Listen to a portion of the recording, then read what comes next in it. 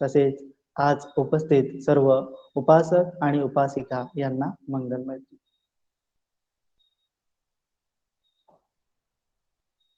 तर आज पौर्णिमेचा दिवस, भाद्रपद पौर्णिमा. आज उपोषताचा दिवसही आहे. तथागतांनी आपल्याला 4 जे उपोषित आहेत ते पालन करायचे सांगितलेले आहे. त्याच्यामध्ये एक चतुर्दशी आहे, म्हणजे अमावास्या ज्याला आपण म्हणतो. त्याच्यानंतर अष्टमी, त्याच्यामध्ये 2 अष्टमी येतात, कृष्णाष्टमी आणि शुक्लाष्टमी, आणि त्याच्यानंतर पौर्णिमा. असे 4 एकूण महिन्यातील 4 उपोषित जे आहेत ते आपल्याला पालन करायचे असतात. तर उपोषित पालन जे आहे ते कशासाठी करायचं असते किंवा त्याच्यापासून लाभ काय असतात हे मागच्या वेळेस आपण बघितलं की शीलपालनाचे लाभ कुठले असतात, त्याच्याद्वारे आपल्याला कुठलं जे फळ आहे ते प्राप्त होत असते. आणि आपण उपोषित सुत्त सुद्धा ऐकलेलं असणार.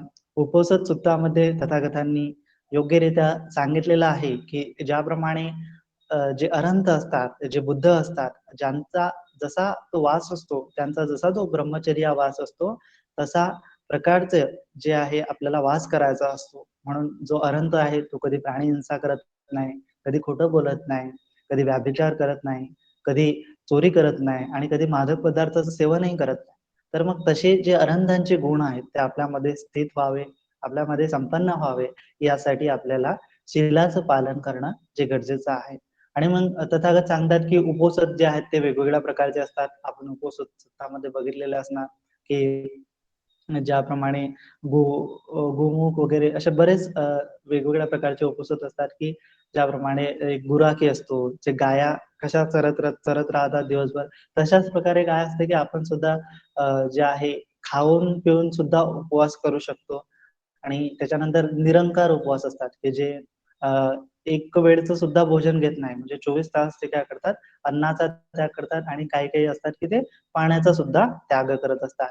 तर तथागतांनी याच्या हे 2 टोके आहेत, त्या 2 टोकांमधून जो मध्यम मार्ग आहे त्याचा तो पालन करण्याचा सांगितला आणि उपोषित जे आहे तो प्रकार शोधून काढला. अगोदर कसं उपवास जो व्हायचा है ना, हिंदू धर्मामध्ये आपण बघत असू, तिथे उपवास तापास म्हणतात ना, उपवास तापास करतात. तर त्यांच्यामध्ये काही लोक असतात की जे पूर्णपणे दिवसभर काहीही जेवत नाही, काहीही पाणी सुद्धा पित नाही, काही पाणी पितात, तर काही फक्त एकच टाइम जेवतात, आणि काही काही सकाळी जेवतात, दिवसभर जेवत नाही, तर काही फक्त संध्याकाळी जेवतात, दिवसभर जेवत नाही. आणि मग त्याच्यामध्ये पण सुद्धा काही असे पदार्थ असतात की जे खायचे असतात, म्हणजे उपवासाचे पदार्थ आपण ज्याला म्हणतो, जसं साबुदाणा खिचडी असेल, है ना, पोटॅटो चिप्स असतील. तर हे जे आहेत याला उपवासाचे ते पदार्थ वगैरे म्हणत असतात, उपवासाचे. परंतु तथागतांनी जे उपवास सांगितलेलं आहे त्याच्यामध्ये आपल्याला 8 शील जे आहे ते ग्रहण करावे लागतात. 8 शीलमध्ये याच्यामध्ये कुठले 8 शील असतात, तर हे पंचशीलातील 5 शील, आणि 6वं शील जे असते ते विकाल भोजनावेरमणी, की त्याच्यामध्ये अवेळी भोजन करू नये. तर मग येथे अवेळी म्हणजे काय आहे, की जे मध्यान्ह असते, दुपारी ज्यावेळेस आपली सावली जी आहे ते आपल्या पायाजवळ आलेली असते, तर त्यावेळी आपल्याला भोजन करायचं असते. म्हणजे जवळपास 12च्या सुमारास आपल्याला जेवण करायचं असते. मग त्यावेळी जेवण केलं आणि त्याच्यानंतर मग आपल्याला दिवसभर जेवण करायचं नसते. तर हे झालं विकाल भोजन. म्हणजे की जो काळ असतो त्याच काळामध्ये आपल्याला भोजन करायचं असते. तो काळ निघून गेल्यानंतर आपल्याला भोजन करायचं नसते. म्हणून मग जे विकाल भोजन वेरमणी सिक्खापदं समाधी आम्ही असं जेव्हा आपण म्हणतो, तेव्हा आपण असं म्हणत असतो की मी जे आहे मध्यान्हानंतर भोजन करणार नाही, है ना, किंवा वेळेच्या अगोदरच मी माझं भोजन जे आहे ते करणार, त्याच्यानंतर मी जे आहे ते भोजन करणार नाही. तर याचा असा आपल्याला लाभ होतो की जे आठवड्यातून आपण म्हणजे 8 दिवसातून एक जर उपवास पकडत असू, तर उपवासामध्ये काय होते की आपलं जे दिवसभर आपण समजा दोन्ही वेळी जेवत असतो, परंतु उपवासाच्या दिवशी आपण एकच वेळ जेवायचं असते. तर त्याद्वारे काय होते, पोट जे आहे ते साफ राहते, है ना, पोटाचं जे काय पचनक्रिया असते ते सुरळीत होत राहते, है ना. ते सुरळीत चालण्यासाठी काय असते की आपल्याला त्याचा फारसा लाभ होतो. एक शारीरिक लाभ ज्याला आपल्याला विकाल भोजन जे आहे ते पालन केल्यानं होतो. आणि त्याचा दुसरा असा लाभ आहे की आपल्याला एक वेळचं आपण भोजन करायचं असते आणि दुसऱ्या वेळचं भोजन जे आहे ते दान सुद्धा द्यायचं असते, की म्हणजे त्याच्यामुळे काय होते की आपलं जे दानकर्म आहे ते सुद्धा तेथे वाढत जाते. अशा प्रकारे हे दुहेरी विकाल भोजन वेरमणी असं अन्नाच्या त्यागाच्या संदर्भात आहे, है ना. तर ते शील आपण दुहेरीप्रमाणे तर त्याचं पालन केलं पाहिजे. तर त्याचा यथोचित आपल्याला लाभ होतो. आणि त्याच्यानंतर जे असते शील, जे 7वं शील आहे, त्याच्यामध्ये नच्चकित वादित विसुख दसन माला गंध विलेपन धारण मंडन विभूषण ठाणा वीरमणी सिक्खापदम समाधी. म्हणजे जे की आपले नाच गाणे तमाशे नच्चगीत वादित विसुख दसन, की जे काही असे अ, सुंदर टीव्ही म्हणजे मनोरंजनाचे कार्यक्रम असतील, तर त्यांना पाहण्यापासून काय करावं लागतं, आपल्याला त्याचा त्याग करावा लागतो त्या दिवशी, उपोषताच्या दिवशी. आणि त्याच्यानंतर माला गंध विलेपन धारण मंडन विभूषण ठाणा वीरमणी सिक्खापदन समाधी आम्ही. म्हणजे जे काही माला गंध वगैरे जे आपण मेकअप सामान वगैरे वापरत असतो आणि वेगवेगळे आभूषण जे आहेत ते आपण घालत असतो, तर त्याचा सुद्धा आज आपल्याला त्याग करायचा असतो, उपसताच्या दिवशी त्याग करायचा असतो, है ना. आज आपण बघतो की जे आज आपले जे स्वतःला बुद्धिस्ट म्हणून घेणारे लोक सुद्धा हिंदू धर्माच्या परंपरा पाळत असतात. त्याच्यामध्ये जे नाही का मंगळसूत्र वगैरे, जे सोन्याचं डोरलं वगैरे, ते असं स्त्रियांचं आभूषण आहे. परंतु ते जो टिकली वगैरे त्यांचं जे सुवासाचं लेणं वगैरे म्हणतात ते त्याला, तर त्यांना त्यांचा असा एक धारणा असते की त्या मंगळसूत्रामध्ये किंवा त्या टिकलीमध्ये किंवा त्या सिंदुरामध्ये काय असते, पतीचं आयुष्य असते. परंतु ती सगळी मिथ्या धारणा आहे, है ना. तर आपण जे उपसदाचं पालन करत आहोत त्या दिवशी आपण याचा सुद्धा त्याग केला पाहिजे, है ना. कारण बाबासाहेब आंबेडकरांनी आपल्याला जो बुद्ध धर्म दिलेला आहे त्याच्या अनुसार आपल्याला आचरण करायचं आहे. तर मग आपल्याला जे आपले पूर्वज करत होते किंवा इतर जे समाज असे करतात त्याचा आपण त्याग केला पाहिजे, है ना.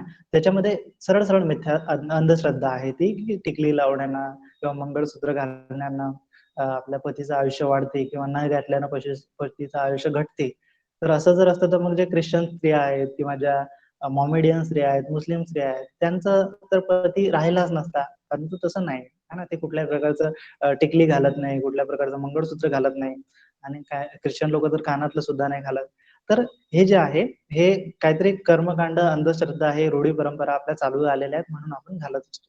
पण तसं आपण घातलं नाही पाहिजे. त्या धारणांचा आपण त्याग केला पाहिजे, की जेणेकरून काय होईल, की आपलं जे विचिकित्सा असते, है ना, की ते जे आपण म्हणतो ना ध्यानामध्ये अडथळे आपल्याला येत असतात, विचिकित्सा असते.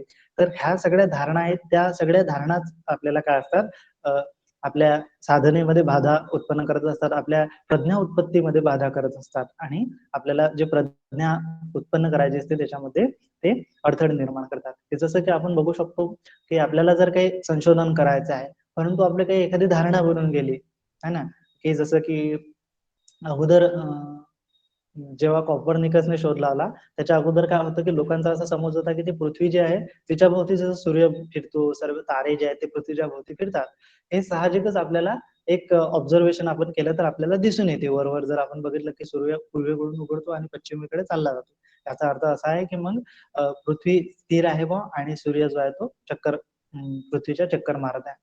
परंतु ज्यावेळेस कॉपर्निकस जो आहे, संशोधक आहे, शास्त्रज्ञ आहे, त्याने संशोधन केलं आणि त्याने एक ठीक जे नक्षत्र वगैरे त्याचं निरीक्षण परीक्षण करून काय सांगितलं, असा दावा केला की पृथ्वी हे विश्वाचं सेंटर नसून काय आहे, पृथ्वी ही सूर्याभोवती चक्कर मारते आणि स्वतःभोवती सुद्धा गोल गोल फिरत राहते. त्याच्यामुळे दिवस रात्र होते आणि त्याच्यामुळे आपण जे वर्षा ऋतू वगैरे ते होत राहतात. परंतु बायबलमध्ये असं लिहिलेलं नव्हतं, है ना. बायबलमध्ये तर पृथ्वीलाच मध्यभागी मानलेलं होतं. त्याच्यामुळे ती तशी धारणा लोकांची बनलेली होती. ते जे स्वतःला धर्म संप्रदायाचे जे मालक समजतात, तर त्यांची अशी धारणा बनली होती. जे धर्मगुरू होते त्यांनी काय केलं, कॉपर्निकसचा विरोध केला आणि त्याला त्यावेळेस शिक्षा सुद्धा सुनावण्यात आली, की तू बायबलच्या विरोधात कसा बोलत आहेस. तर बघा, ही जी मिथ्या धारणा होती की पृथ्वी जे आहे सेंटर आहे, है ना. तर ही मिथ्या धारणा काय करू देत नव्हती, की जे काही सत्य आहे, की सत्य काय आहे, की पृथ्वी सूर्याभोवती फिरते आणि सोबत आपल्या स्वतःभोवती सुद्धा गोल गोल फिरते, हे सत्य आहे. पण याला अडथळा जो होता ती धारणा होती, है ना. की ती धारणा काय होती, की पृथ्वी स्थिर आहे बा आणि सूर्य इकडून तिकडून फिरताय बा. तर ही जी धारणा होती ती सत्य शोधण्यासाठी बाधा उत्पन्न करत होती. अशा प्रकारच्या कित्येक आपल्या धारणा मनामध्ये उत्पन्न झालेल्या असतात आणि विशेष करून जे काही लोभ, द्वेष आणि मोह याच्या संदर्भात असतात, आपलं सुख आणि आपल्या दुःखासंदर्भात असतात. आपण वेगवेगळ्या धारणा बनवलेल्या असतात आणि आपल्याला असं वाटते, की आपलं सुख जे आहे ते टीव्ही मध्ये आहे, मोबाईल मध्ये आहे, व्हिडिओ गेम्स मध्ये आहे, है ना, आपल्या पतीमध्ये आहे, आपल्या पत्नीमध्ये आहे, आपल्या मुलाबाळांमध्ये आहे, मुलाबाळांमध्ये आहे. तर अशा प्रकारच्या ह्या धारणा आहेत याच्यामुळे काय होते, की आपण बाह्य गोष्टींमध्ये आपलं सुख जे आहे ते शोधण्याचा प्रयत्न करतो आणि दुःख जेव्हा जेव्हा केव्हा उत्पन्न होते ते सुद्धा आपण बाह्य गोष्टीमध्येच मुळेच उत्पन्न झालं असं त्याच्यावरती थोपून देतो. परंतु ज्या काही वस्तू असतील, ज्या काही व्यक्ती असतील, जी काही परिस्थिती आहे, ती बाह्य परिस्थिती कितीही त्याच्यामध्ये प्रतिकूल असली तरी सुद्धा ती आपल्याला दुःख देऊन जाऊ शकत नाही, है ना? तर म्हणूनच मग भगवंतांनी काय सांगितलेलं आहे, जो मध्यम मार्ग सांगितलेला आहे किंवा जो अष्टांगिक मार्ग सांगितला आहे किंवा जो दुःखमुक्तीचा मार्ग सांगितलेला आहे, तो आपल्या मनाला पाहणं आहे. आपल्या मनाला जेव्हा आपण बघतो, की हे सर्व जे सुख आहे ते माझ्या मनामुळे उत्पन्न झालेलं आहे आणि हे सर्व जे काही दुःख आहे ते बाह्य परिस्थितीमध्ये उत्पन्न नसून ते माझ्या मनामध्ये उत्पन्न झालेलं आहे, है ना? भगवंतांनी सांगितलेलं आहे, मनोबुद्धंगा धम्मा मनोसेट्टा मनोमया मनसाचे भासती वा करोती वा प्रसन्नेन किंवा बद्धतेन. प्रसन्नेन म्हणजे की प्रसन्न चित्ताने जर तुम्ही काम केलं तर मग तथागत म्हणतात की सुख तुमचं जे आहे ते कधीही साथ सोडणार नाही, ज्याप्रमाणे आपली छाया आपली साथ सोडत नाही, आपली सावली आपली साथ सोडत नाही. आणि परंतु जर तुम्ही दुष्ट मनानं काम केलं पदुद्धेनं, तर काय होणार की ततोनं चक्कं मनवत चक्कं वहती अ, न पद की ज्याप्रमाणे बैलगाडी आहे किंवा घोडागाडी आहे, त्या बैलांची चाके घोड्यांच्या चाक्यामागे पाय कसे असतात, पायांच्या मागे कसे असतात, ते चाक जे आहे ते निरंतर चालू राहते, तसं जे आहे ते दुःख आपल्या मागे राहते. तर हा जो भगवंतांचा सिद्धांत होता, हा कशाच्या संदर्भात होता? आपल्या मनाच्या संदर्भात होता, की मनामुळेच आपल्याला सुख आणि दुःख निर्माण होत असते. मग जे काही आपल्याला दुःख निर्माण होते, त्याचं जर आपण कारण बघितलं आणि त्या कारणाला निवारलं, तर काय होणार? निश्चितच आपलं जे दुःख आहे ते नष्ट होऊन जाणार. एवढा सोपा जो आहे तो भगवंताचा सिद्धांत आहे. परंतु काय होते, की आपल्या वेगवेगळ्या धारणा असतात आणि लहानपणापासून त्या धारणा बनत असतात, है ना? आपले आई-वडील सांगतात म्हणून आपण मानत असतो. आपले जे नातेवाईक सांगतात म्हणून आपण मानत असतो. ज्या काही रूढी परंपरा असतात त्याच्यामध्ये लिहिलेलं असते, जे काही पुस्तकं असतात त्याच्यामध्ये लिहिलेलं असते म्हणून आपण मानत असतो. तर हे काय आहेत भगवंतांनी धारणा आहे त्या सांगितलेल्या आहेत. यालाच विचिकित्सा म्हटलेलं आहे, की जे मग आपल्याला लोभ आणि द्वेष आणि किंवा हे सुख आणि दुःख यांच्या कशा निर्मिती होते याच्यापासून आपल्याला ते ज्ञान त्याच्या संदर्भात उत्पन्न करून देऊ शकत नाही आणि त्याच्यातून आपल्याला सुटका सुद्धा करून देऊ शकत नाही. तर हे अशा प्रकारे धारणा ज्या आहेत त्या आपल्या आपल्या सुखाला आणि दुःखाला जे आहे ते बाधक ठरतात, मारक ठरतात आणि दुःखमुक्तीला सुद्धा त्या मारक ठरतात. म्हणून जे काही आपण बाह्य गोष्टींमध्ये सुख शोधण्याचा आजच्या दिवशी प्रयत्न करतो, सुद्धाच्या दिवशी प्रयत्न करतो, तो आपल्याला नाही करायचा असतो आणि त्याचा सर्वांचा त्याग करायचा असतो, की जे काही आपल्या मनोरंजनाची साधनं असतात, सौंदर्याची साधनं असतात, तेच हे सर्व आपण बाह्य गोष्टींवर अवलंबून असल्यामुळे काय होते, की आपल्याला असं वाटते, की त्याच्यामुळेच आपलं सौंदर्य जे आहे फुललेलं आहे, परंतु तसं नसते. हां. जर आपण समजा अनाभान-सतीची भावना केली, मैत्री भावना केली, तर काय होणार निश्चितच आपलं जे आतून जे काही सौंदर्य फुलते, तेच खरं जे आहे ते आपलं सौंदर्य असते. आजकाल बघतो आपण, की पूर्वी जसे काही मेकअप वगैरे होत होते किंवा जे स्त्रिया म्हणा की ते पावडर वगैरे जे काही गंध वगैरे आपल्या शरीरावरती चढवत होते, त्याच्यामुळे मोठा साज-शृंगार करणं, मोठी वेणी बांधणं, मोठी फुले वगैरे ते काय ते करायचे, काजळ वगैरे लावणं. तर आज जे आहे तसं जे आहे ते ट्रेडिशन दिसत नाही. कारण लोकांची जे आहे आपण बघतो ते Instagramवर किंवा Facebookवर जो काही सोशल मीडिया आहे, त्याच्यावरती काय होतं, की सिम्प्लिसिटीला जास्त प्राधान्य होत आहे. आणि कोणी जर मेकअप करत असेल आणि कोणी काही एक्स्ट्रा सौंदर्य दाखवण्याचा प्रयत्न करत असेल, तर त्याच्यावरती लय म्हणजे लोकं बॅड कमेंट्स करतात, की हे योग्य नाही बा. तुम्ही जे नैसर्गिक सुंदरता आहे किंवा नैसर्गिक जे काही तुमचं रूप आहे, ते जर लोकांना दाखवलं तर लोकं त्याला अप्रिशिएट करतात, है ना? त्याला वाह-वाह करतात.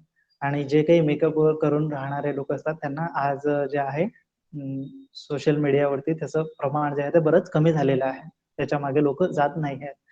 आणि याच्यामधून आपण समजून घेतलं पाहिजे, की जसं-जसं लोकं प्रगत होत जातील, जसं-जसं लोकांच्या बुद्धीचा विकास होत जाईल, जसं-जसं जग जे आहे ते पुढे जात जाईल, जगातलं नॉलेज जे आहे ते वाढत जाईल, तसं-तसं काय होणार, ह्या सर्व काही ज्या धारणा आहेत, त्या ऑटोमॅटिक कमी होत जातील, है ना? सौंदर्याबाबत आपल्या काहीतरी धारणा असतात, है ना? काहीतरी सुखाबाबतच्या आपल्या काही धारणा असतात, तर त्या हळू कमी होतात.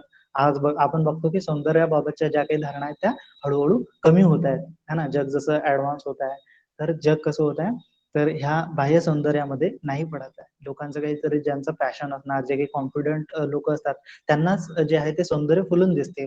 म्हणून मग जे काय आहे आपलं सेल्फ डेव्हलपमेंट किंवा सेल्फ हेल्पचे बुक्स जे असतात त्यांच्यामध्ये काय सांगितलेलं आहे, पर्सनॅलिटी डेव्हलपमेंटच्या संदर्भात सांगितलेलं आहे. त्याच्यामध्ये लूक मॅटर करत नाही, तर आपला कॉन्फिडन्स जो आहे तो मॅटर करते. म्हणून जे काही आहे ज्या धारणा आहेत त्या आज तरी आपण त्याग केला पाहिजे, किमान एक दिवस तरी आपण त्याग केला पाहिजे. इतरत्र दिवशी जर तुम्हाला काही घालायचं असेल, टिकली वगैरे, जे काही मंगळसूत्र वगैरे, कानातलं वगैरे, तर ते फक्त एक आभूषण म्हणून तुम्ही स्वीकार करा त्याचा. पण ते आपलं पतीचं काहीतरी लेणं वगैरे, सुहागाचं काहीतरी लेणं, तशा धारणा म्हणून ते काही घालू नका. है ना? सुंदर रूप दिसते किंवा लोकांना पाहण्याची तशी सवय असते म्हणून आपण घातलं तर काही तो प्रकार वेगळा. परंतु ज्या काही मिथ्या धारणा आहेत त्यांच्या जर त्यांना बळी पडून जर तुम्ही ते घालत असाल तर ते चुकीचं आहे. तर त्याचा तुम्ही तो त्याग केला पाहिजे. आणि आजच्या दिवशी तर जो तसाही त्याग केला पाहिजे. रूप सुद्धा आपलं सुंदर बनवलं नाही पाहिजे. आणि आपण त्या दिवशी जे आहे ते शुभ्र वस्त्र धारण केले पाहिजे. है ना?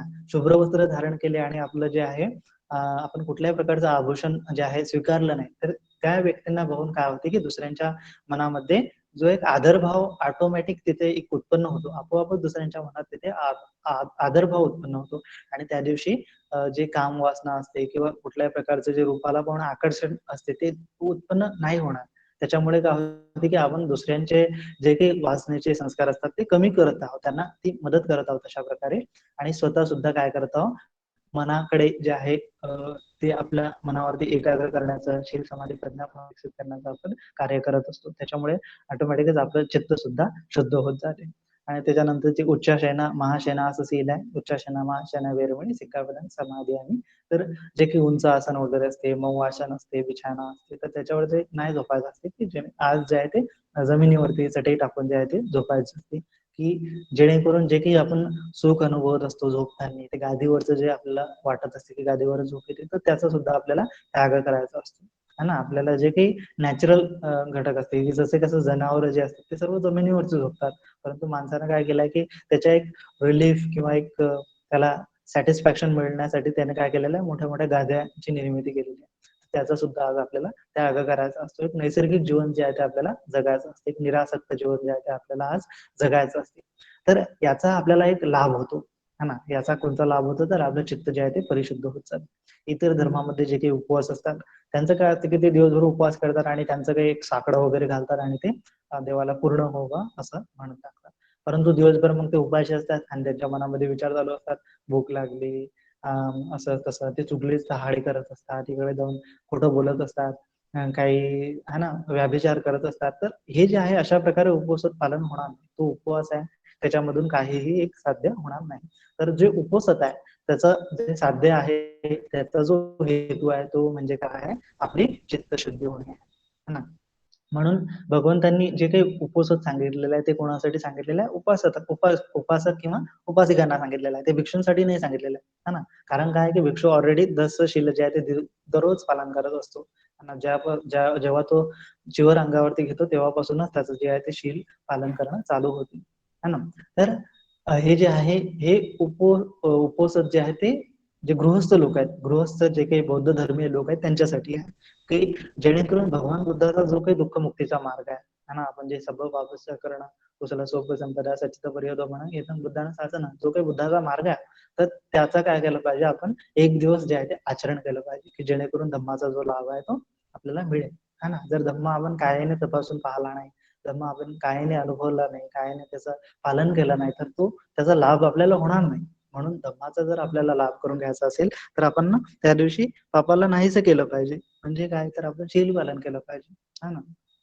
सब पापचा कारण कुशलस्य उपसंपदा म्हणजे काय, तर आपण कुशल कर्माची वृद्धी केली पाहिजे. तर त्या दिवशी दान कर्म करणं, 10 पारमिताचं पालन करणं, है ना, चित्त एकाग्रतेचा अभ्यास करणं, प्रज्ञा विकसित करण्याचा अभ्यास करणं, तर हे काय आहे, कुशल कर्म. आणि मग कुशल कर्माची उपसंपदा केली त्यावेळेस मग आपलं चित्त जे आहे ते शुद्ध होत जाते. त्या दिवशी आपल्याला शुद्धीचे संस्कार जे आहेत ते करायचे असतात, की जेणेकरून भगवान बुद्धाचा जो काही धम्म आहे, जो काही दुःखमुक्तीचा मार्ग आहे, आपल्याला त्या दिवशी कळून येईल. त्यासाठी मग उपासकांसाठी उपवास जे आहे तथागतांनी सांगितलेलं आहे की त्याचं आपण काटेकोररित्या पालन केलं पाहिजे. आणि मग त्याच्याद्वारे आपल्याला चित्तशुद्ध झाली किंवा ऑटोमॅटिकच आपल्या जीवनामधील जे दुःख आहे ते हळूहळू कमी होतात. कारण काय की दुःखाचे मूळ काय, तर राग, द्वेष, लोभ, मोह. आणि आपण चित्तशुद्धी म्हणजे काय करतो, तर मनाशील हे सर्व जे काही क्लेश आहेत त्यांना नाहीसे करण्याचा प्रयत्न करतो. आणि मग ते जसं नाहीसे होत जातं तसं आता ऑटोमॅटिकच आपल्या जीवनामध्ये सुख जे आहे ते उत्पन्न होत राहते, दुःख जे आहे ते नाहीच होत जाते.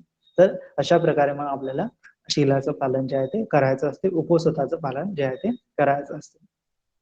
मग उपवासाचं पालन कसं करायचं? तर सकाळीच आपल्याला सकाळी जे आहे, सकाळी केव्हा शील घ्यायचं असते, तर सकाळी ज्यावेळेस तथागतांनी सांगितलेलं आहे, की सूर्यप्रकाश जो आहे, जो सूर्यप्रकाश उगवत असतो, थोडा-थोडा सूर्य सकाळी-सकाळी निघत असतो. तर 6:00-6:30च्या दरम्यान काय होते, की त्या सूर्यप्रकाशामुळे आपल्या हातावरच्या ज्या रेषा असतात त्या आपल्याला दिसतात. आणि मग त्यावेळेस जे आहे ते शील ग्रहण करायचं असते. त्याच्या अगोदर सुद्धा नाही आणि त्याच्यानंतर सुद्धा नाही. म्हणून दिवसभरामध्ये जर आपल्याला शील पालन करायचं असेल, अष्टशील पालन करायचं असेल, तर ठीक 6 किंवा 6:30 याच्या दरम्यानला जो कालावधी आहे, की ज्यामध्ये आपल्या हातातील जे तळहातातील ज्या रेषा आहेत, त्या सूर्यप्रकाशामुळे दिसतात. आणि या लाईटामुळे नाही, तर सूर्यप्रकाशामुळे नॅचरल लाईटमुळे जेव्हा दिसतात, त्यावेळेस मग आपल्याला शील ग्रहण करायचं असतं. तर त्यावेळेस जे काही भिक्षू असतील, तर विहारात जाऊन तुम्ही त्यांच्याकडून शील जे आहे ते ग्रहण करू शकता. किंवा मग तुम्ही घरीच भगवान बुद्धाच्या मूर्तीसमोर बसून जे आहे ते शील स्वतःच ग्रहण करून घेऊ शकता. आणि मग हे जे आहे ते आपल्याला 24 तास पालन करायचं असतं. है ना? 24 तास म्हणजे सकाळी 6 वाजतापासून तर दुसऱ्या दिवशीच्या सकाळी 6 वाजेपर्यंत. आणि मग त्यावेळेस काय करायचं असते पुन्हा दुसऱ्या दिवशी, तर आपल्याला पुन्हा दुसऱ्या दिवशी भिक्षूंकडे जाऊन आपल्याला पुन्हा पंचशील ग्रहण करायचं असते. आणि पंचशील ग्रहण करायचं असते. स्वतः आपण बुद्ध मूर्ती समोर बसून सुद्धा स्वतः सुद्धा ग्रहण करू शकतो. तर याच्यामुळे काय होते, की दुसऱ्या दिवशी आपल्याला पंचशील ग्रहण केल्यामुळे काय होते, की आपलं जे मुसावादा वेरमणी ते होत नाही. है ना? कारण काय, की आपण शील घेतलेला आहे. त्याच्यामध्ये थोडी ना असं लिहिलेलं आहे, की एकाच दिवसासाठी शील आहे म्हणून. आपण घेतो तर डायरेक्टच घेतो ना. 8 शील आहेत ते घेतो आणि संपला विषय. तर मग ते तुम्हाला जोपर्यंत पालन करायचे तोपर्यंतच ते ग्रहण करायचे असतात. आणि मग समजा दुसऱ्या दिवशी तुम्ही पंचशील नाही घेतला आणि कंटिन्यू आपलं जे आहे ते गृहकर्म करत राहिले आणि त्या दिवशी समजा मग तुम्ही व्याभिचार वगैरे केला, तर काय होणार, ते आपलं शील तिथे तुटणार आणि मग ते मुसावादा असल्यामुळे आपला तिचा जो संकल्प आहे तो तिथं साध्य होणार नाही. म्हणून जर आपल्याला संकल्प साध्य करायचा आहे, तर आपल्याला जो 24 तासाचा कालावधी आहे, त्याच्यानंतर मग आपल्याला पंचशील जे आहे ते ग्रहण करायचं आहे. पंचशिलामध्ये आपण जे आहे 5 शील ग्रहण करतो आणि बाकीचे जे 2-3 शील आहेत त्याचा त्या दिवशी ग्रहण करत नाही, की जेणेकरून मग त्याचा आपल्याला ते शील तुटतील नाही दुसऱ्या दिवशी, है ना? नाहीतर मग काय होतं, की ते 3-4 शील जे आहेत ते तुटून जातात. आणि मग त्याच्यामध्ये आपल्याला पंचशील दुसऱ्या दिवशी ग्रहण करायचं असते आणि मग एक गृहस्थांचं जीवन जे आहे ते जगायचं असतं. तर याच्यामध्ये एक शील जे आहे ते आज आपण त्याच्यावरती डिस्कस करणार आहोत, की जे अब्रह्मचर्य, वेरमणी, सिक्खावदन, समाधी आहे. है ना? उपवासाच्या दिवशी जे काही अष्टशील आपण ग्रहण करतो, त्याच्यामध्ये आपण नेहमी अब्रह्मचर्य, वेरमणी, सिक्खावदन, समाधी आम्ही असं म्हणतो आणि पंचशिलामध्ये कामे, सुमिच्छाचारा, वेरमणी, सिक्खावदन, समाधी. तर याच्यामध्ये कामे, सुमिच्छाचारा, वेरमणी म्हणजे काय, की आपल्या मनामध्ये कामवासना उत्पन्न होणार नाही याच्याबद्दल आपण सजग असलं पाहिजे. तर त्याच्यामध्ये जे आपले काही पार्टनर असतात, पती-पत्नी असतात, तर त्यांच्यासोबत आपल्याला काय करायचं असते, टिकून राहायचं असते किंवा त्यांना त्यांच्या व्यतिरिक्त जे काही स्त्री असतात किंवा पुरुष असतात त्यांच्याबद्दल जे आहे ते आपल्याला कामवासना उत्पन्न नाही झाली पाहिजे. अशा प्रकारे आपल्याला शीलाचं पालन करायचं असते. तर हे कामी, सुमिच्छाचारा, वेरमणी, सिक्खावदन, समाधियामी असते. परंतु अब्रह्मचर्य, वेरमणी, सिक्खावदन, समाधियामी मध्ये काय असते, तर त्याच्यामध्ये आपल्याला आपले पती किंवा आपली पत्नी यांच्यासोबत सुद्धा काय करायचं असते त्या दिवशी, जे आहे मैत्रीचं नातं करायचं असते किंवा भाऊ बहिणीचं नातं करायचं असते किंवा मग जे आहे गुरु शिष्यांचं नातं त्या दिवशी आपल्याला पालन करायचं असते. त्या दिवशी कुठल्याही प्रकारे आपल्याला जे आहे पती धर्म किंवा पत्नी धर्म तो निभवायचा नसून आपल्याला एक मित्र धर्म आहे ना, आपल्याला एक गुरु शिष्य धर्म किंवा आपल्याला एक देवी किंवा देवी देवता यांचा धर्म जो आहे तो तिथे पालन करायचा असतो. तर त्याच्यामध्ये आपल्याला जे आहे अब्रह्मचर्य किंवा ब्रह्मचर्याचं आपल्याला काटेकोररित्या पालन करायचं असते. तर ह्याच्यामुळे काय होते, की किमान एक दिवस तरी आपण अब्रह्मचर्याचं किंवा ब्रह्मचर्याचं पालन जे आहे ते करायला पाहिजे. तर ह्याच्यामुळे काय होते, की आपला जो आहे रिसेंटली जे आहे संशोधन झालेलं आहे सायकोलॉजीमध्ये, तर त्यांचं असं म्हणणं आहे, की जर आपण जे आहे ब्रह्मचर्याचं जर पालन केलं तर त्याच्यामुळे काय होते, की जे आपलं किंवा मग जे काही आपलं टेस्टोस्टेरॉन असते आणि जे काही आपण वीर्यस्खलन होत असते आपल्यामध्ये, तर त्याच्यामध्ये काय असते, की टेस्टोस्टेरॉन नावाचा एक जे रसायन असते ते आपल्या मेंदूमध्ये स्त्रवित होत असते. त्याच्यामुळे काय होते, की आपल्याला जो आनंद त्या दिवशी त्यावेळेस त्या क्षणामध्ये प्राप्त होत असतो. परंतु इतरत्र जर ते टेस्टोस्टेरॉन जे आहे, जे हार्मोन आहे आपल्या मेंदूमधलं, ते जर सिक्रेट होत असेल तर त्यामुळे काय होत असते, आपला कॉन्फिडन्स जो आहे तो बूस्ट होत असते.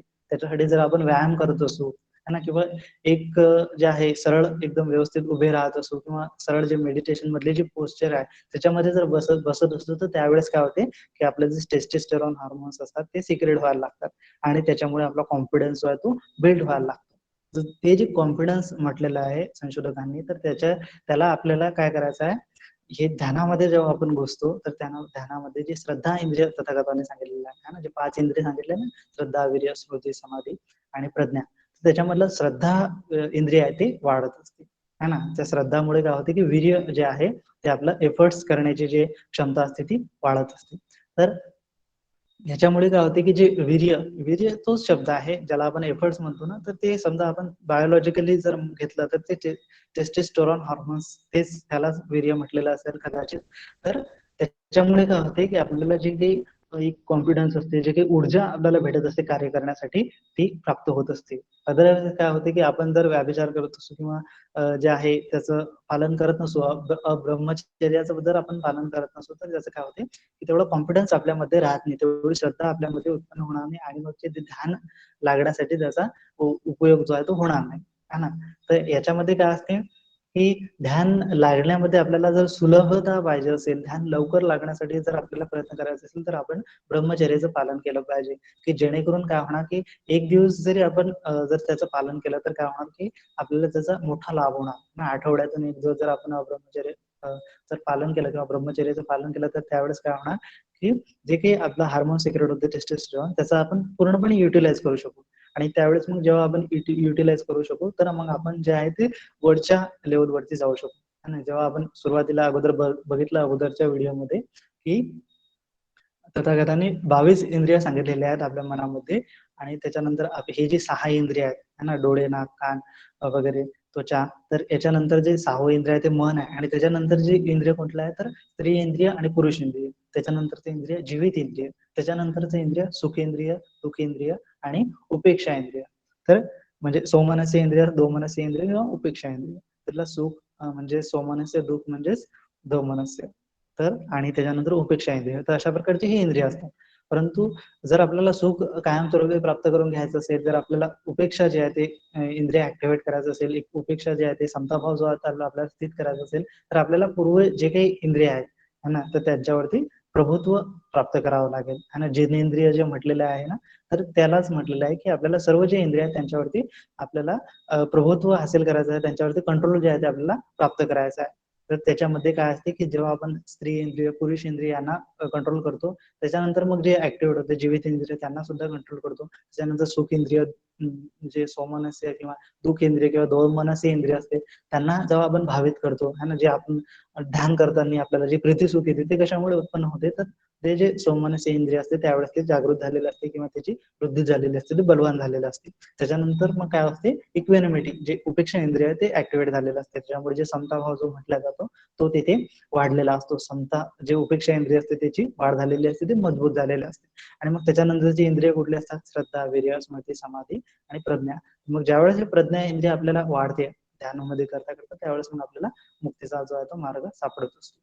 तर हे असे स्टेप बाय स्टेप आपले इंद्रिय जर आपल्याला विकसित करायचे असेल तर एकेका इंद्रियावरती आपल्याला प्रभुत्व जे आहे ते प्राप्त करावं लागते. तर उपवासाच्या दिवशी आपण काय करतो की जनरली जे 5 किंवा पंचशील जेव्हा आपण ग्रहण करतो त्यावेळेस काय असतात हे 6 इंद्रिय षडा येतात असतात त्याच्यावरती आपण एक जे आहे त्यांना एक कव्हर किंवा एक प्रोटेक्शन तिथे लावत असतो की जेणेकरून त्या इंद्रियाच्या द्वारे आपल्या मनामध्ये लोभ शिरणार नाही, द्वेष शिरणार नाही, मोह शिरणार नाही. त्याच्यामुळे आपण पंचशिलाचं पालन करतो. त्याच्यानंतर मग उपवासाच्या दिवशी जे काही ब्रह्मचर्याचं पालन करावं लागते ते एक कशामुळे होते की त्याच्यामुळे जे नेक्स्ट इंद्रिय असतात स्त्री इंद्रिय, पुरुष इंद्रिय, जीवित इंद्रिय याच्यावरती आपल्याला प्रभुत्व प्राप्त करायचं असेल तर त्याचं ब्रह्मचर्याचं पालन करणं आवश्यक आहे.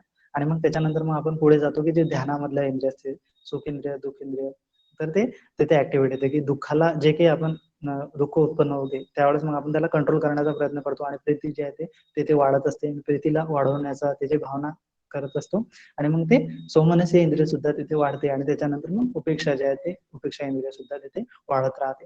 तर अशा प्रकारे मग हे ध्यानामध्ये काय होतात हे इंद्रिय अगदी स्पीड मध्ये वाढत असतात है ना.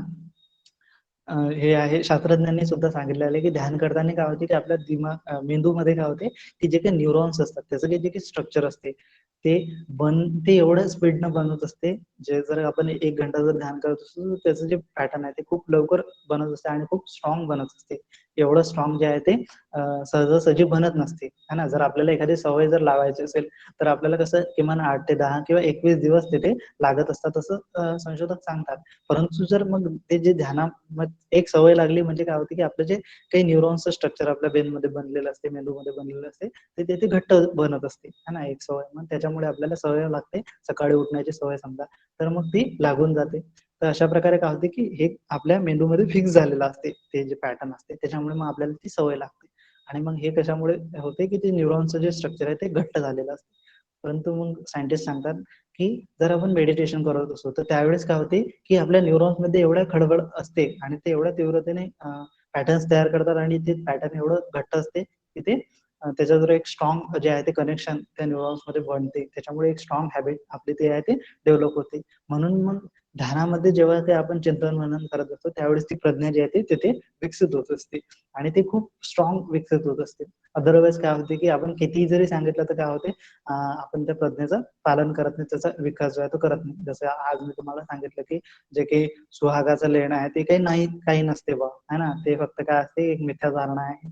जर तुम्हाला सौंदर्याचं आभूषण म्हणून घालायचं असेल तर ठीक आहे. तर अशा प्रकारे जर याचं कोणी पालन करत असेल, तर याचा अर्थ आहे, की त्याच्यामध्ये जे काही विचिकित्सा असते ती नष्ट झालेली आहे आणि त्याच्या संदर्भात प्रज्ञा जी आहे ती उत्पन्न झालेली आहे. आणि जर मग प्रज्ञा उत्पन्न झाली, तर त्याचा जो व्यवहार आहे किंवा ती जी ॲक्ट आहे, ती जी कृती आहे, ते घालण्याची ती करणार नाही. ती व्यक्ती किंवा ती स्त्री जी आहे ती करणार नाही. कारण काय आहे, की त्यांच्यामध्ये ती प्रज्ञा जी आहे ती विकसित झाली आणि त्या प्रज्ञेच्या जोरावरती सहजच त्या गोष्टींचा त्याग करू शकते, है ना.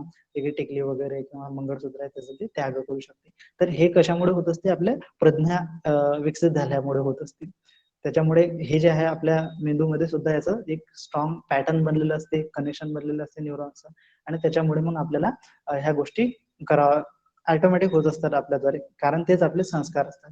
आणि मग जसजसे आपल्या प्रज्ञेचे संस्कार जास्त होत जातील, तसतसे अविद्येचे संस्कार, अज्ञानाचे संस्कार जे आहेत ते कमी-कमी होत जातील, नष्ट होत जात असतात. तर अशा प्रकारे आपल्याला आपल्याला जर आपल्या मेंदूतील जे आहे न्यूरॉन्स स्ट्रॉंग करायचं असेल, जर आपल्याला मेंदूला नियंत्रित करायचं असेल, तर काय करायचं, आपल्याला ध्यान साधना हा जो पर्याय आहे, तो खूप सुलभ आहे आणि खूप जलद आहे, है ना. तर त्याद्वारे आपल्याला ध्यानाद्वारे काय करायचं असते, आपल्या मेंदूवरती किंवा आपल्या मनावरती नियंत्रण प्राप्त करायचं असते, है ना. मन आणि मेंदू हे खूप कनेक्टेड आहेत. त्याच्या आज जे आहे ते आपण मनाचं जर संशोधन करायचं आहे, तर आपल्याला मेंदू हा अवयव जो आहे तो गृहीत धरावाच लागतो. त्याच्या व्यतिरिक्त आपण मन जे आहे ते जास्त गहनपणे शोधू शकत नाही. तर ह्याच्यामध्ये काय होते, की मेंदूमध्ये आज आपण बघलं, की जे हार्मोन्स आहेत समजा टेस्टोस्टेरोन हार्मोन आहे, डोपामाइन आहे, सेरोटोनिन आहे. हे जे केमिकल आहे, ते न्यूरॉन्सचं जे पॅटर्न आहे, ते ह्याच्यामुळे काय होतं, की आपल्या कुठल्या सवयी असतील, आपल्या कुठल्या धारणा असतील, आपली कुठली मेमरी असेल, आठवण असेल, आपण जे काही सुख अनुभवून राहिलो, जे काही आपण दुःख अनुभवून राहिलो, ते सर्व आपल्या मेंदूमध्ये काय होते, त्याचं एक केमिस्ट्री, केमिकल रिएक्शन होत राहते.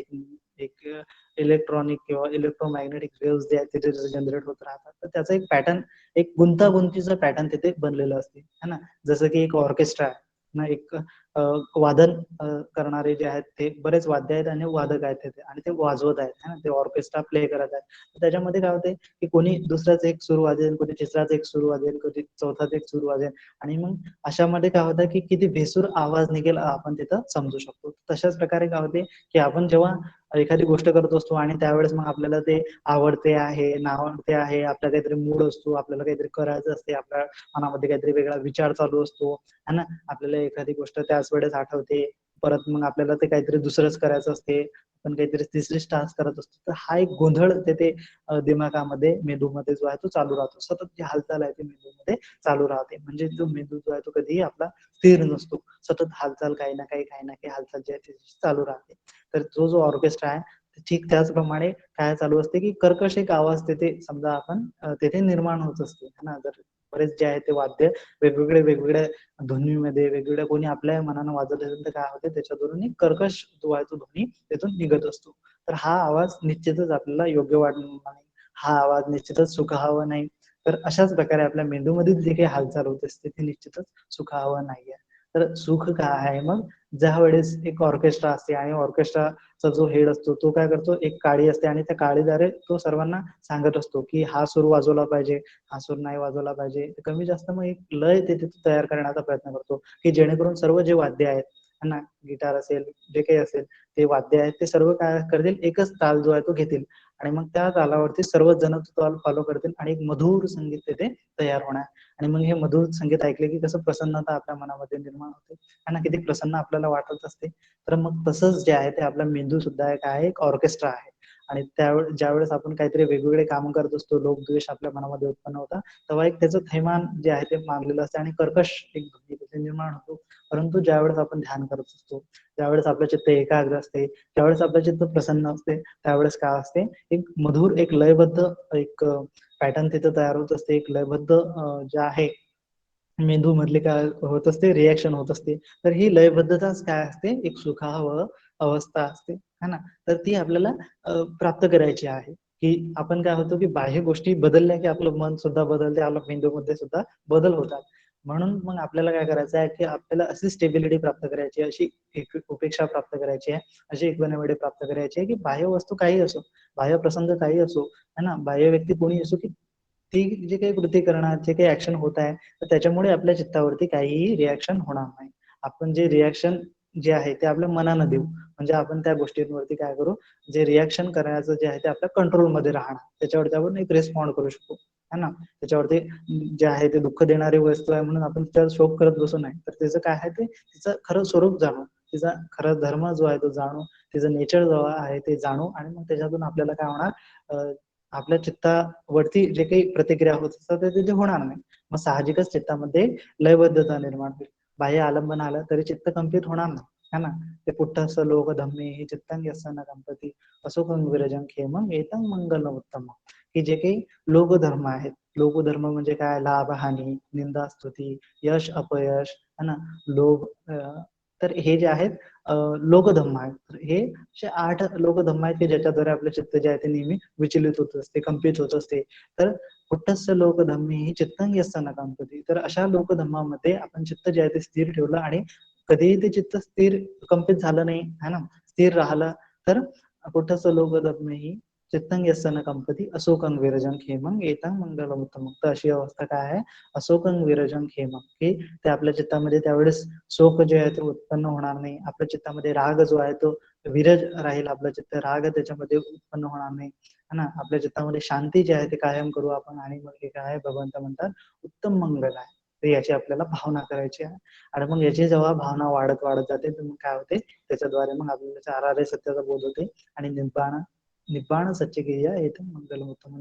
निब्बाणाचा सुद्धा साक्षात्कार त्याच्यामुळे होते, है ना. किंवा निब्बाणाचं साक्षात्कार कारण नंतर काय होते की ह्या सर्व जे लोक धर्म आहेत, चित्ताचे न कंपण्याची अवस्था आहे, अशोक अवस्था आहे, विरज अवस्था आहे, शांतीची अवस्था आहे, तर ही स्थिर राहणारी असते, है ना. मग त्याच्यानंतर काय होते की चित्तामध्ये कुठल्याही प्रकारची हालचाल होत नाही.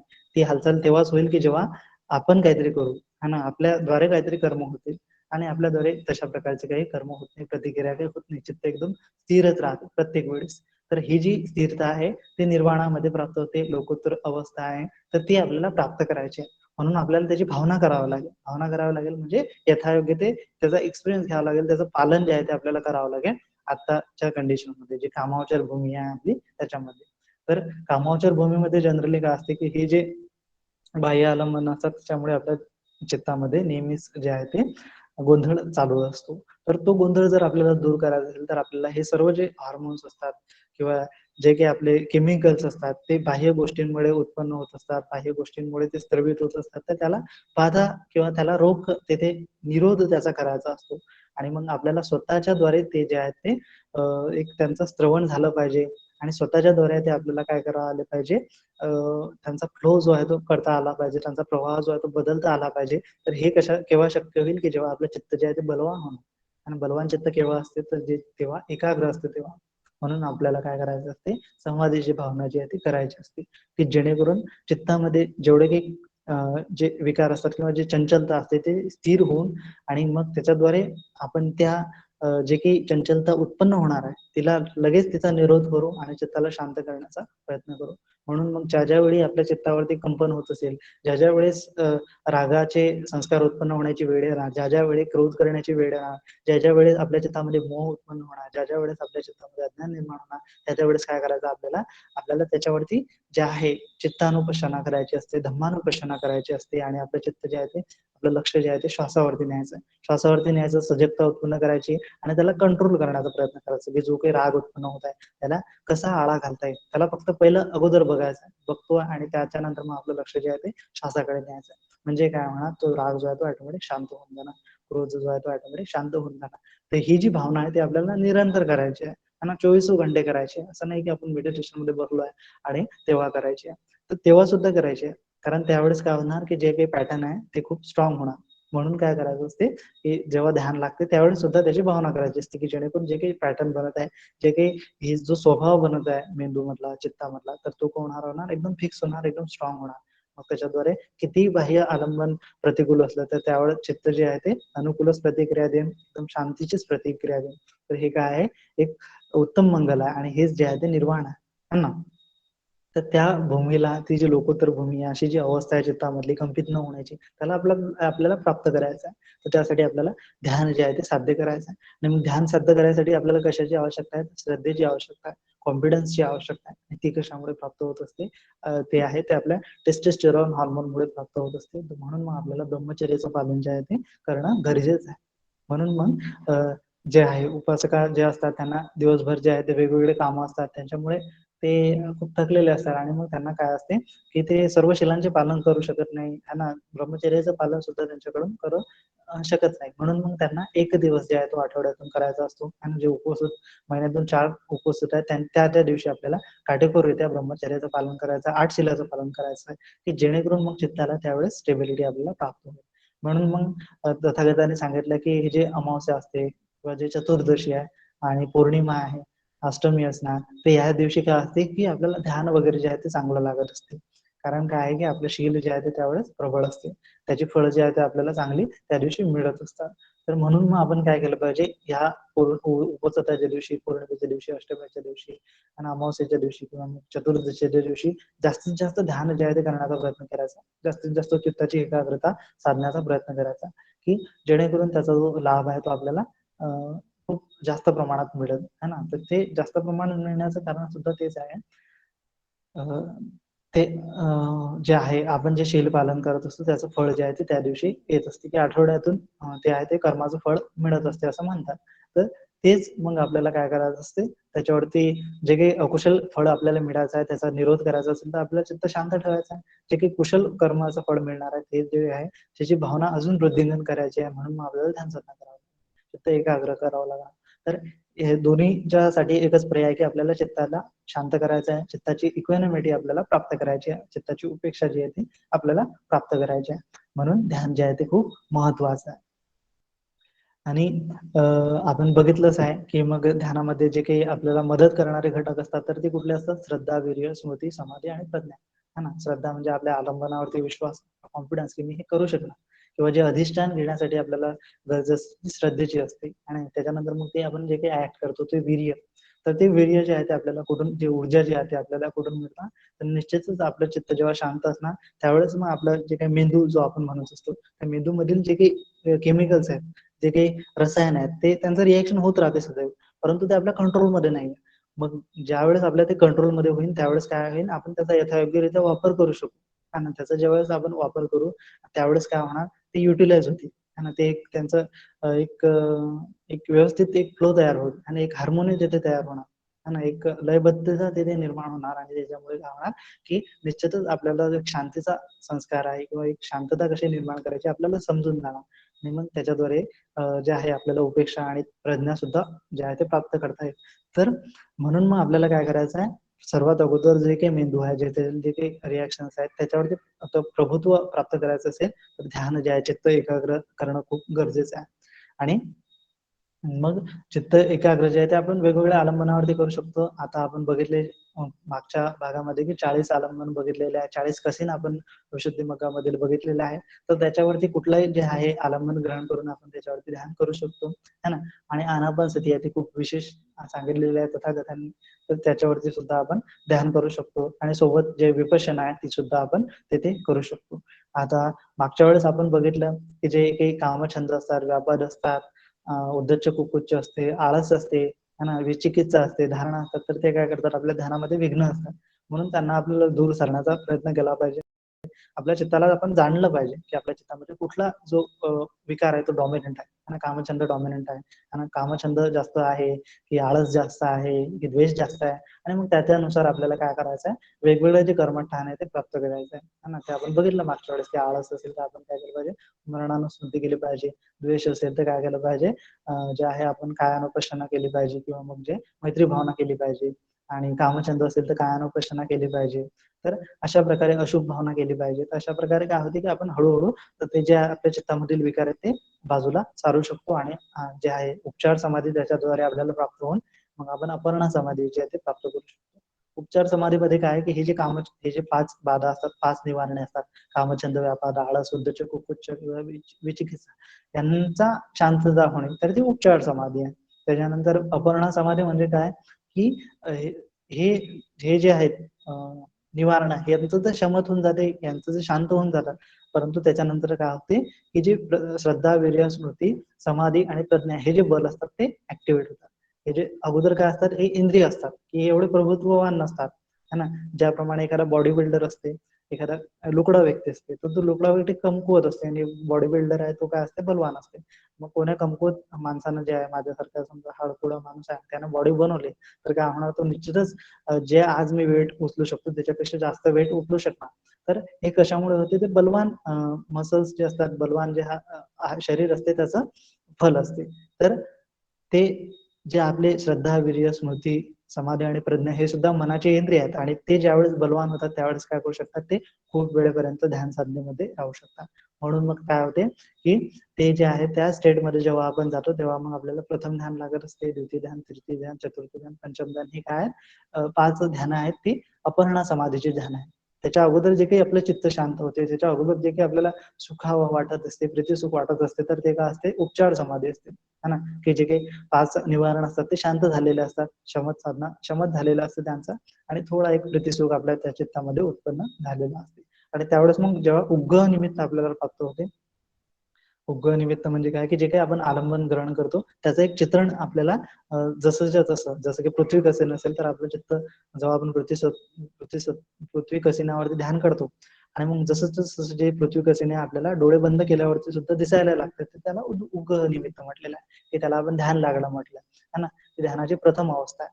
पण ती अवस्था जास्त काळ टिकू शकत नाही जर तुमचे हे कामछंद, जे व्यापार, उद्धच्च, कुक्कुच्च निमित्त तर हे वाढले तर काय होणार, ते ध्यान जास्त काळ टिकू शकत नाही. म्हणून मग आपल्याला यांचा निरोध करण्यासाठी, यांना पूर्णपणे प्रभुत्व यांच्यावरती प्राप्त करण्यासाठी त्या प्रकारचे जे वेगळे आहेत ती ध्यानांग सुद्धा, ती जे ध्यान आलंबन किंवा ती कसीन आहेत ते किंवा जे कम्मठ आहे ते प्राप्त करून आपण यांचा निरोध करून घेऊ शकतो.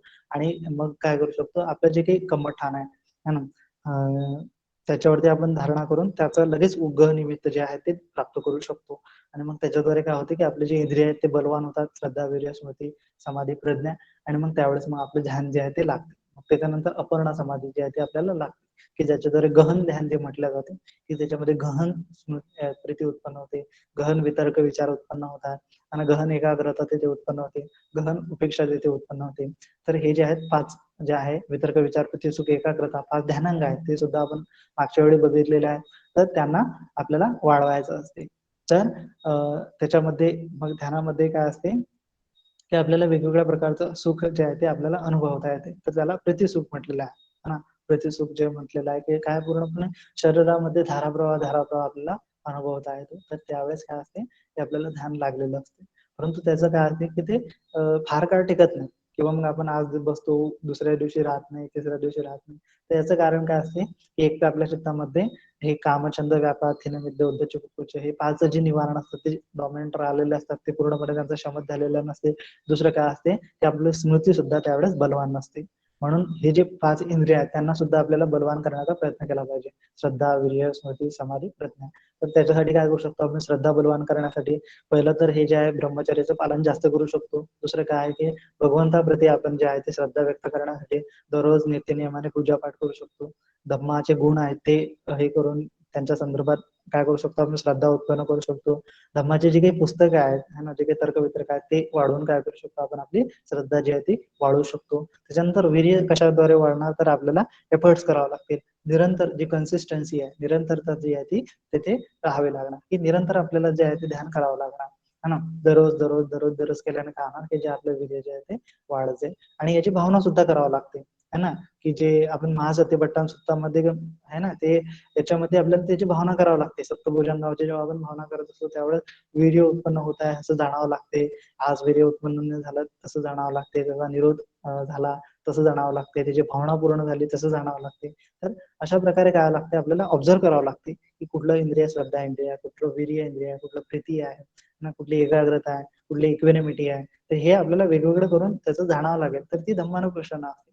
आणि ते ध्यान करताना आपल्याला जाणायचं आहे की कुठल्या समयी कुठलं काय काय उत्पन्न होत आहे, की माझं चित्त आलंबनावरती आहे, की माझ्या मनामध्ये आहे, कुठल्या चिंतनामध्ये आहे, की कुठला स्वभाव तो ग्रहण करताय, है ना, माझ्या चित्तामध्ये काय होत आहे, कुठले फिलिंग्स येत आहेत, कुठपर्यंत येत आहे, पूर्ण शरीरावरती येत आहे का. तर या सर्वांचं आपल्याला निरीक्षण परीक्षण करायचं. तर हे कशाद्वारे होत असते? तर स्मृतीद्वारे होत असते, है ना. जे अटेन्शन आहे, अवेअरनेस आहे, त्याच्याद्वारे होत असते. म्हणून मग आपल्याला काय करावं लागेल? अवेअरनेस जी आहे ती खूप महत्वाची आहे. त्याच्याद्वारेच मग हे जे आहे 4 विपश्यना ज्या आहेत त्या कम्प्लीट होत असतात. ते तेच आहे ना सम्मासती म्हणजे काय? की हे कायानुपश्यना, वेदनानुपश्यना, चित्तानुपश्यना आणि धम्मानुपश्यना हेच आहे सम्मासती. तर म्हणून मग आपल्याला आपल्या चित्तामध्ये काय होत आहे, कायावरती काय होत आहे, वेदना आपल्या कशा जाणवत आहे, सुखदाय, दुःखदाय, असुखदाय, अदुःखदाय, साहमीस आहेत, निरामिस आहे, है ना. ते आपल्याला वेळोवेळी जाणावं लागणार. त्याच्यानंतर जे धम्म आहे ते सुद्धा आपल्याला वेळोवेळी जाणावं लागणार. कारण हे सर्व एकच आहे. हे खूप जुळलेलं आहे, खूप कनेक्टेड आहे. याच्यामधला आपण भेद आपण आता तरी स्पष्ट करू शकत नाही. पण जसं जसं ध्यान गहन होत जाते तसं तसं याच्यामधला भेद जो आहे तो स्पष्ट होत जाते. त्यासाठी तुम्हाला ते वेगवेगळे आहे तसं जाणावं लागेल. वेगवेगळ्या कोणत्या वेळेस कुठलं उत्पन्न होत आहे, कुठल्या वेळेस कुठलं उत्पन्न होत आहे ते त्यावेळेस जाणावं लागणार. त्याची आपल्याला निरंतर जो आहे तो अभ्यास त्याचा करावा लागणार. त्याच्याद्वारे मग काय होते? श्रद्धा, वीर्य, स्मृती जे आहे ते उत्पन्न होऊन मग आपल्या समाधी जी आहे ती लागत असते, की ज्यावेळेस मग आपल्याला चित्त एकाग्र करण्याची जी सवय आहे ती तिथे पूर्णपणे लागलेली असते. त्यावेळेस ते समाधी अंग तिथे उत्पन्न होते. आणि मग ज्यावेळेस समाधी अंग उत्पन्न होते त्यावेळेस मग ते आपण अपर्णा समाधी लागलेली असते. शमत साधनेमधलं जे पहिलं ध्यान आहे ते आपण प्राप्त केलेलं असते. आणि ते ध्यान जे आहे मग ते चिरकाळ टिकणारं असते. आणि चिरकाळ टिकणारं असतं म्हणजे जसं की ज्यावेळेस आपल्याला ध्यान लागते आणि कधी कधी आपण परत ध्यान द्यायचे चाललं जाते किंवा लुप्त होते, भंग होते. तर ते कशामुळे होत असते? जसं की एक लहान मुलगा आहे, तो चालताना उठते, पण चालते थोडा आणि परत मग पडते. त्याला ते हातपाय मजबूत नसल्यामुळे तसं होत असते. तर त्याचप्रमाणे आपले जे इंद्रिय आहेत किंवा जे आपले कामछंद व्यापार जे निवारण आहेत ते डॉमिनंट असतात किंवा इंद्रिय जे ते कमजोर असतात. म्हणून हे जे आहेत निवारणा त्यांना कमी करून इंद्रियांना वाढवलं तर काय होणार? एक आपण बलवान जे आहेत आपले इंद्रिय झाल्यानंतर एखादा बलवान पुरुष जो आहे, एखादा बलवान बॉडीगार्ड जो आहे तो दिवसभर सुद्धा उभा राहू शकतो. त्याचप्रमाणे आपण दिवसभर सुद्धा ध्यानात राहू शकतो. तर हे बलवान चित्ताचं प्रतीक असते, है ना. तर अशा प्रकारे आपल्याला चित्त बलवान झालं म्हणजे ते समाधीचा अंग तिथे प्राप्त झालेला आहे, उत्पन्न झालेला आहे. मग त्याच्यानंतर आपल्याला प्रज्ञा जी आहे ती विकसित करावी लागते. मग त्याच्यानंतर पुन्हा समाधी जेव्हा हे 4 ध्यान आपले कम्प्लीट होतात, वितर्क, विचार, बुद्धी, सुखी, एकाग्रता, आणि त्याच्यानंतर उपेक्षा जेव्हा आपल्याला प्राप्त होते त्यावेळेस मग आपल्याला काय करायचं असते? जे प्रज्ञा भावना आहे ती करायची असते. त्यावेळेस मग अनित्य, दुःख, अनात्माचा बोध आपल्याला करायचा असतो. किंवा मग जे विपश्यना सांगितलेले आहे ते डिटेलमध्ये करायची असते. तर अशा प्रकारे जे ध्यानाचा उपयोग करून मग आपल्याला प्रज्ञा जे आहे ते विकसित करायची असते. आणि याच्यासाठी जे आहे शील पालन करणं खूप गरजेचं आहे. आता आपण बघितलं तर जेवढं जास्त होईल तेवढं जे आहे ते आपण शील पालन करू शकतो, है ना. महिन्यातील 4 उपवासच सांगितले आहे, परंतु आपण 8 उपवास सुद्धा धारण करू शकतो. 8 उपवास कसे? तर मग जसं की पौर्णिमा आहे, आता पौर्णिमेच्या अगोदरचा दिवस आणि पौर्णिमा, है ना. चतुर्दशीचा अगोदरचा दिवस आणि चतुर्दशी, अष्टमीचा अगोदरचा दिवस आणि अष्टमी. अशा प्रकारे काय होतात ते 4 उपवास आहेत ते आपण महिन्याला धारण करू शकतो. जर आपण होत असेल आपल्याकडून तर आपण ते केलं पाहिजे. जर आपण गृहस्थ आहे आणि आपल्याकडून ते होत आहे तर आपण ते जे आहे जास्तीत जास्त जे आहे ते उपवास धारण करण्याचा प्रयत्न केला पाहिजे. आणि जे वर्षावास आहे, वर्षावासामध्ये याचा जर आपण यथायोग्य लाभ घेऊ, तर त्याचं फळ जे आहे ते जास्त मिळत असते, असं तथागताने सांगितलेलं आहे. आणि वर्षावासामध्ये जितके जास्त उपवास आपल्याला पालन करता येईल तेवढे आपण केले पाहिजे. जेवढी ध्यानसाधना आपण करता येईल तेवढी आपण केली पाहिजे, है ना? की जेणेकरून त्याचे फळ जे आहे ते आपल्याला जास्त मिळतील, जास्त प्रमाणात मिळतील, त्याची इंटेन्सिटी जास्त असेल.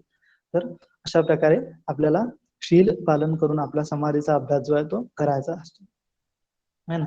आणि ठीक आहे, जे काही ध्यान आहे ते प्राप्त करायचे असतात आणि जे काही कम्मठ-ठाण आहे ते आपलं आपण चूज करू शकतो, हे आहे. आणि त्याच्यानंतर जे आनापानसती आहे, ते त्या संदर्भात आपण पुढील पुढील भागामध्ये बघू, की आनापानसती काय असते, ती कशी करायची असते आणि आनापानसती कशी विशेष आहे, तर ते आपण पुढील भागात जाणून घेऊ, है ना? आजसाठी एवढंच. साधू साधू साधू म्हणते. साधू साधू साधू साधू साधू साधू साधू साधू साधू छान साधू साधू साधू साधू साधू. रेकॉर्डिंग मिळेल का याची? नाही मॅम, रेकॉर्डिंग नाही आहे. खूप छान झालंय, खूपच छान एकदम मस्त झालं. कुठे रेकॉर्डिंग मिळालीच तर परत ऐकता येतं म्हणजे. म्हणते प्रश्न घ्यायचे का? हो हो, चालेल. म्हणतेना प्रश्न विचारायचा आहे कोणाला? प्रश्न विचारू शकता.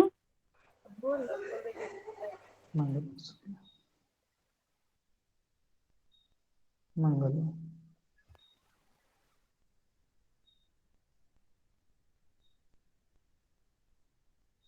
कोणाला प्रश्न आहे म्हणतेना विचारायचे आहे आजच्या धम्मदेशनाबाबत किंवा आपल्या प्रॅक्टिस बाबत, तर तुम्ही विचारू शकता.